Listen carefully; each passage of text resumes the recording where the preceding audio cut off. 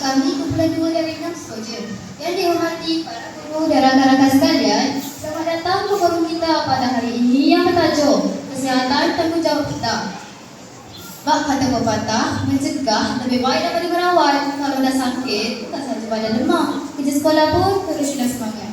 Bersama saya hari ini, 3 orang panel yang hebat. Panel 1, Raja Peti Aliza Humairah binti Raja Noh Ali, pakar gaya hidup sihat. Panel 2, Nurul Anis Izlina binti Rosli, peminat makanan sihat katanya.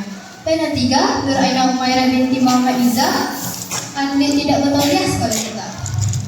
Soalan 1, apa itu kesihatan? Saudari Raja, apakah maksud kesihatan? Terima kasih moderator, Hawa Sofia. Kesihatan ialah keadaan tubuh badan yang sihat dari segi fizikal, mental dan emosi.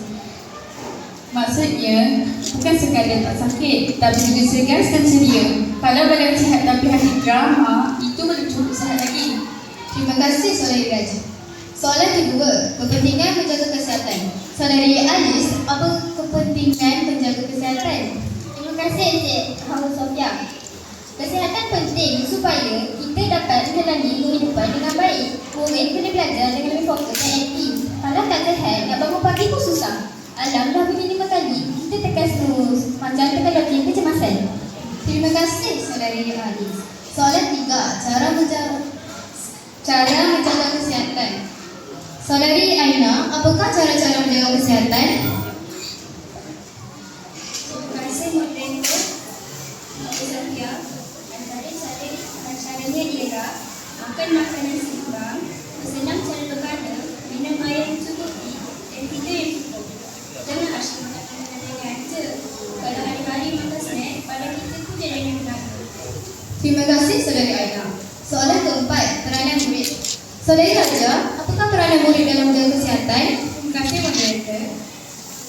Murid-murid perlu mengamalkan gaya hidup sihat sejak kecil lagi. Contohnya, murid perlu membasuh tangan sebelum makan. Murid juga perlu menjaga kebersihan diri. Dan yang terakhir, murid juga perlu mengelakkan diri daripada makanan yang tidak sihat. Dan jangan lupa mandi. Kalau tak mandi, bukan sahaja kawan lari, kumat pun lari.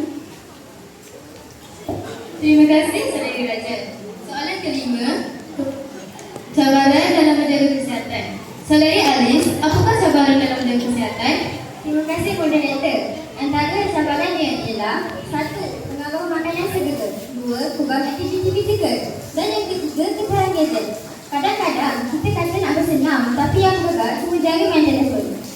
Terima kasih Saudari Aina. Sebelum kita mengakhiri forum, saya menjemput Saudari Aina untuk kesimpulan. Terima kasih moderator. Kesimpulannya, kesihatan dan sikap individu. Kita perlu menjaga kesihatan supaya dapat hidup dengan berbaik dan bahagia. Terima kasih Saudari Aina dan terima kasih atas semua panel. Terima kasih kepada semua panel atas pembincangan yang menarik dan mencerahkan sebentar tadi. Akhir kata, jaga kesihatan kerana kesihatan itu nikmat, penyakit itu. Sekian, terima kasih. Wassalamualaikum dan salam sejahtera.